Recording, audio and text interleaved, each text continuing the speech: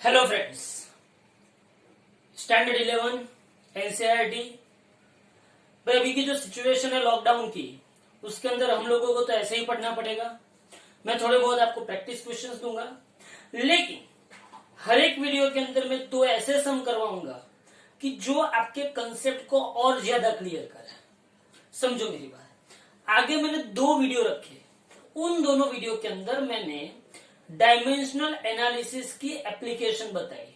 कौन सी एप्लीकेशन? कि different different physical quantities आपको दी है, कोई एक physical quantity another physical quantities पे डिपेंडेंट करती है, और फिर उन लोगों के बीच का एक रिलेशन डिराइव किया, उसको बोलते हैं deducing the equation among different physical quantities. ऐसे हमने दो वीडियो देखे। आज मैं वही कंसेप्ट पे दूसरे दो न्यूमेरिकल आपको करवाऊंगा। ध्यान से देखिए। यहां पे सिचुएशन ऐसी है सिचुएशन ऐसी है कि आप लोगों ने 10वीं में पढ़ा था कि कोई एक कंडक्टर है, कंडक्टर के अंदर अगर करंट पास हुआ, करंट कितना पास हुआ? आई। भाई आई जितना करंट जब पास हुआ, अब ये कंडक्टर का आपको 10वीं में पता था रेजिस्टेंस होता था। क्या होता था? रेजिस्टेंस। पता है आप लोगों को? रेजिस्टेंस होता था। और ऐसा आपको 10वीं में बोला गया था कि ये जो रेजिस्टेंस है वो इलेक्ट्रिक करंट के फ्लो को रोकने की कोशिश करता है, रोकने की कोशिश करता है रेजिस्टेंस। ऐसे ही आपको आसान भाषा में ऐसा बोला था। लेकिन यहाँ पे देखो कि ये जो करंट है, एक्चुअली ऐसा अंदर नहीं होता है, कुछ और होता है, लेकिन वो भी मैं बात नहीं करता हूँ। वो बात हम बहुत अच्छी तरह से करेंगे, उसमें एक पूरी लव स्टोरी आती है, बराबर है, तो वो बात अलग से करेंगे। लेकिन यहाँ पे ये एक आई है, ये एक आर है, आर रेजिस्टेंस है कंडक्टर का, इसके अंदर इलेक्ट्रॉन पास हुए, मतलब करंट पास हुआ, तो ये जो करंट आई है और ये आर है, तो टी टाइम के अंदर आप लोगों को 10th में ऐसा बोला गया था कि हीट एनर्जी क्रिएट होती है, और वो जो हीट एनर्जी है उसका इक्वेशन आपको बोला गया था I²RT। शायद आपको याद होगा।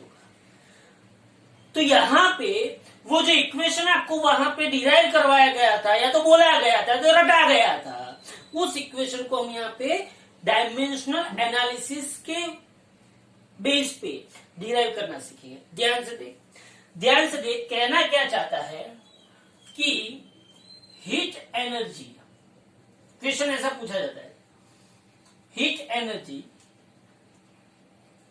जनरेटेड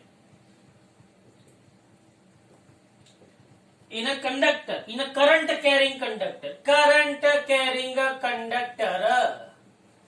भाई करंट कैरिंग कंडक्टर के अंदर जो हीट एनर्जी है in a current carrying conductor is depend on current passing through conductor. Very good भाई, सीधी सी बात है, उस पर तो डिपेंड करेगा ही, current passing through conductor I. दूसरा, रेजिस्टेंस ऑफ द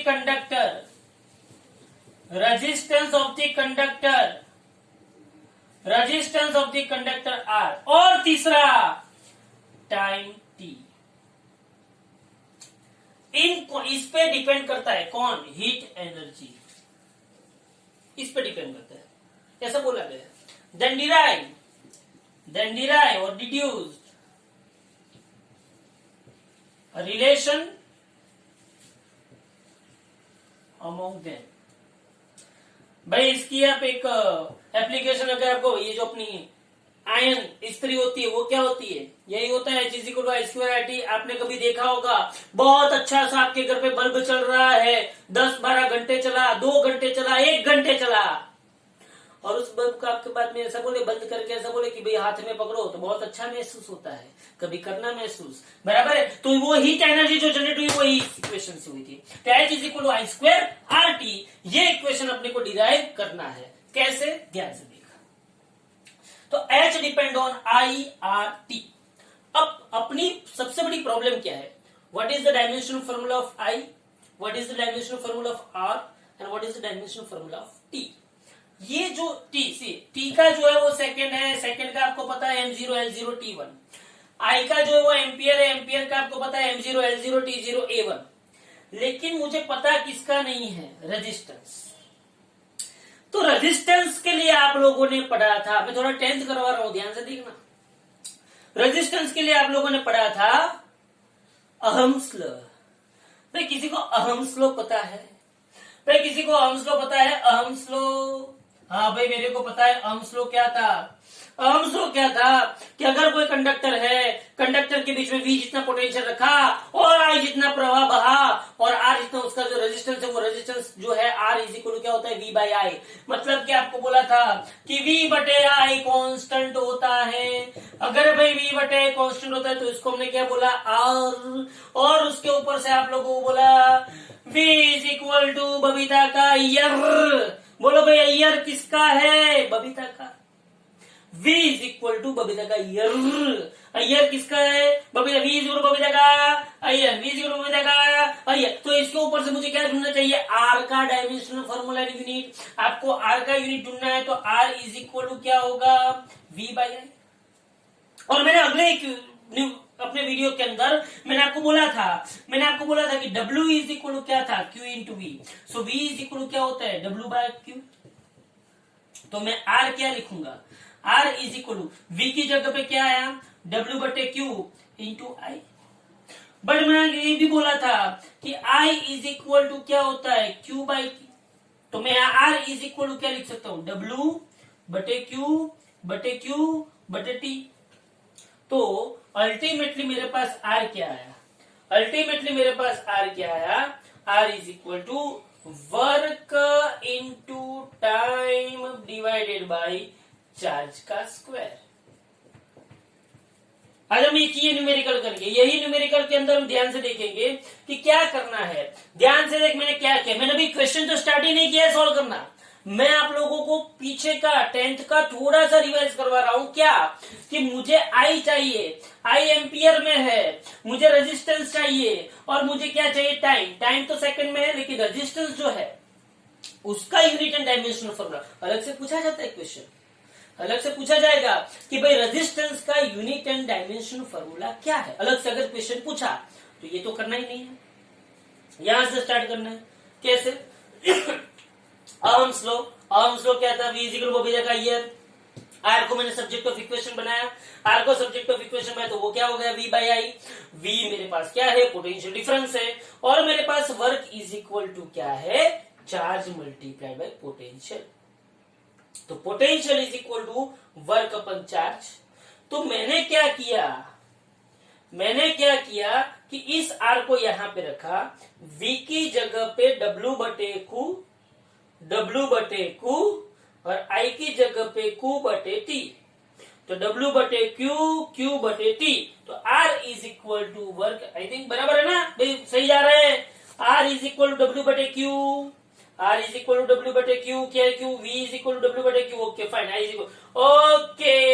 तो वर्क जो है, वर्क मैंने आपको बोला था मैड, work is equal to force multiplied by displacement, मतलब मैड।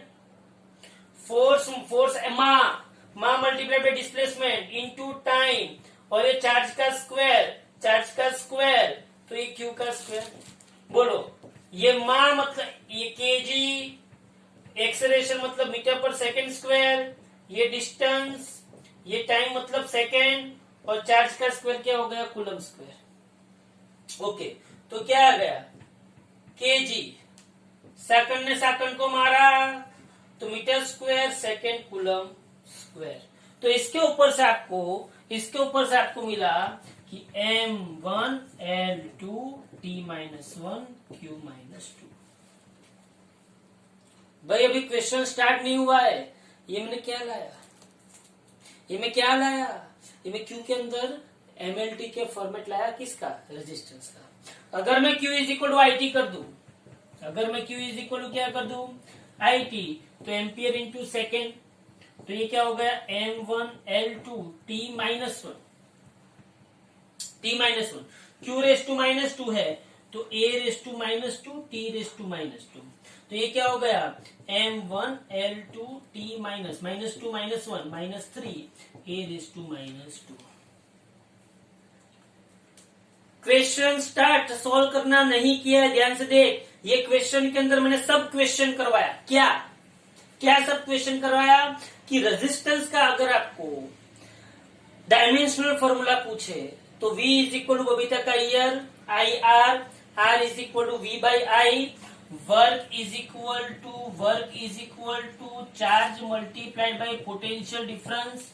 तो मैंने पोटेंशियल डिफरेंस को सब्जेक्ट ऑफ इक्वेशन बनाया तो W बाई क्यू, लेकिन R is equal to V by I था तो V की जगह पे W बाई क्यू रखा और I का I रखा, लेकिन I इज इक्वल टू क्या है Q बाई टी, तो Q बाई टी रखा मैंने I की जगह पे Q बाई टी। तो वर्क इंटू टाइम अपन चार्ज का स्क्वायर, वर्क क्या है MAD इंटू टाइम और चार्ज का स्क्वायर, सब वैल्यूज रखे मतलब सब यूनिट रखे, मास का केजी, एक्सेलरेशन का मीटर पर सेकंड स्क्वायर, डिस्टेंस का मीटर, टाइम का सेकंड और कूलम का स्क्वायर यहाँ पे रखा। तो ये मुझे इक्वेशन मिला, यूनिट मिला मुझे। ये यूनिट मुझे किस में मिला?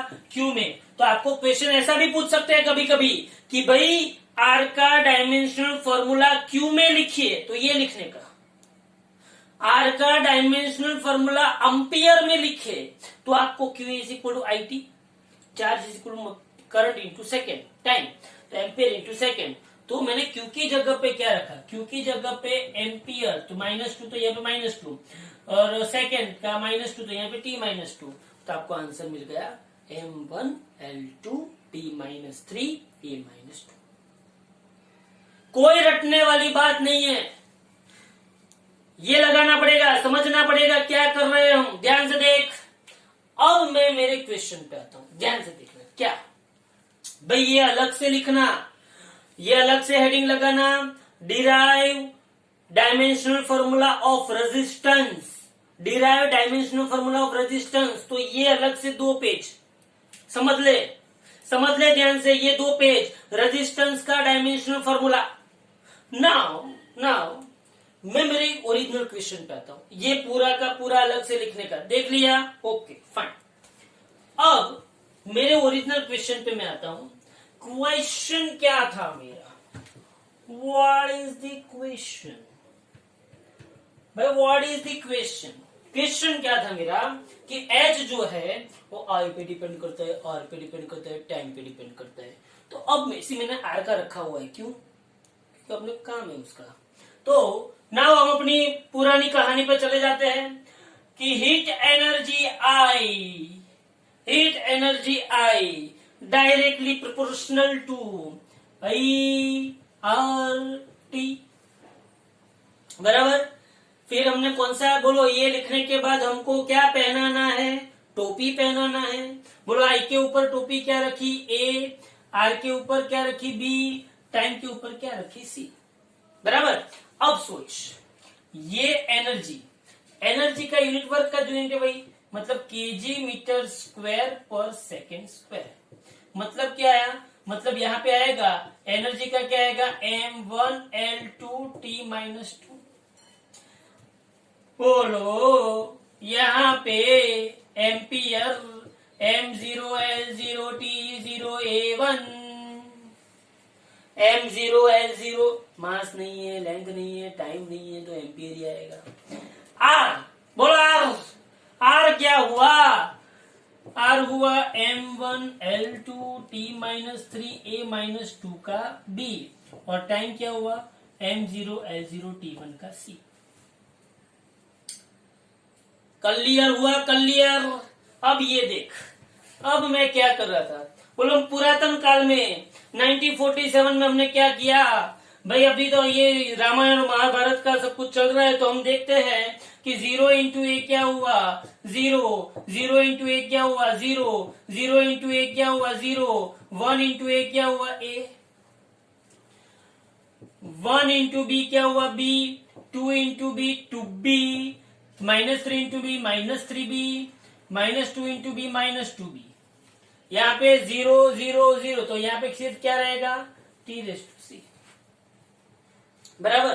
अब बोल मास वाले सिंह। तो एक ये मास 0 था, तो ये मास के ऊपर क्या है? 0 प्लस बी मतलब b। लेंथ के ऊपर क्या आया? 0 प्लस 2b मतलब 2b। टाइम के ऊपर क्या आया बोल, टाइम के ऊपर t⁻0, t⁻−3b और t⁻c। तो टाइम के ऊपर आया 0 - 3b + c और बाकी क्या बचा, एम्पियर⁻a और ये एम्पियर⁻⁻2b, तो एम्पियर⁻a⁻2b। यहाँ पे भी लिख दे m1 L2 t-2, a के ऊपर कुछ नहीं मतलब 0। याद रखना यहाँ पे a का 0 लिखा, क्यों लिखा, राइट हैंड साइड में a है कंपेयर करने के लिए, बराबर है। आपको पता होना चाहिए, जब आप छोटे थे तब आपको पता था कि कोई भी नंबर के ऊपर 0 होता है तो उसको क्या बोलते हैं, 1। तो मैं यहाँ पे कुछ नहीं था, तो 1 की जगह पे मैंने a⁻0 लिख दिया। अब बोल क्या होगा, वेरी गुड, m⁻1 m⁻b। तो मुझे पता चला कि b = 1 हो गया। l⁻2b l⁻2, तो मुझे पता चला कि 2b = 2 आया, तो वापिस b = 1 हो गया क्योंकि 2 ने 2 को मारा। अब मुझे पता चला कि ये जो -3b + c है, -3b + c = क्या आया, -2, t⁻−3b + c और t⁻², तो -3b + c = -2 और a-2b = 0। ये इक्वेशन सॉल्व करना कोई बड़ी बात नहीं है। मुझे b = 1 मिल गया, हाँ मिल गया। b = मैंने यहां पे रखता हूं, रख रे b = 1 रखा, तो यहाँ पे क्या आया, -3 + c = -2, तो c = -2 + 3, तो c = क्या आया, 1। वेरी गुड, c1 मिल गया, b1 मिल गया, a का बाकी है। चलो भाई उसको भी खत्म करते हैं। a-2, b की जगह पे 1 = 0, तो a-2 = 0, तो a = क्या आ गया, 2। वाह, मुझे 3 वेरिएबल मिल गए। ये 3 वेरिएबल रखे थे a b c, मुझे 3 वेरिएबल का आंसर मिल गया। a के e = 2, b = 1 एंड c = 1। तो मैं यहाँ पे लिख सकता हूँ, क्या लिख सकता हूँ, I के ऊपर a क्या है, 2 I², r के ऊपर b क्या है, 1 r⁻1 और t के ऊपर c, t क्या है, 1 t⁻1। ये 1 1 ना लिखो तो आपके पास इक्वेशन बन गया, h = I²R। समझ में आ रहा है क्या किया? सुन, मैंने यहाँ पे 2 न्यूमेरिकल किए इंटरनली। पहला न्यूमेरिकल क्या किया मैंने, रेजिस्टेंस का डायमेंशनल फॉर्मूला डिराइव करने का, वो अलग से हो गया। अब वो रेजिस्टेंस का डायमेंशनल फॉर्मूला क्या है, m1 L2 t-3a-2, वो यहाँ पे रखा। जो प्रोसीजर हम पुरातन काल से करते आ रहे हैं वही प्रोसीजर हमने की, और हमको ABC जो हमने वेरिएबल रखे थे उसकी वैल्यू ढूंढनी है। वो वैल्यू यहाँ पे वापिस रख दो, तो अपने पास इक्वेशन आ गया h = I²RT। ये इक्वेशन आपके दिमाग में होना चाहिए, बराबर है। तो देखो यहाँ पे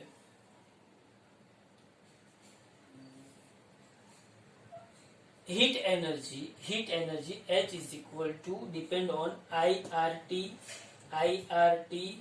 H proportional to IRT, ऊपर टोपी पहनाई A B C H। सी आपको कभी कभी ऐसा होगा कि भाई हमरे को तो हीट एनर्जी का पता है kg/m²/s², हमें I का भी पता है m0 L0 t0 A1, हमें टाइम का भी पता है m0 L0 t1, लेकिन R का पता नहीं है।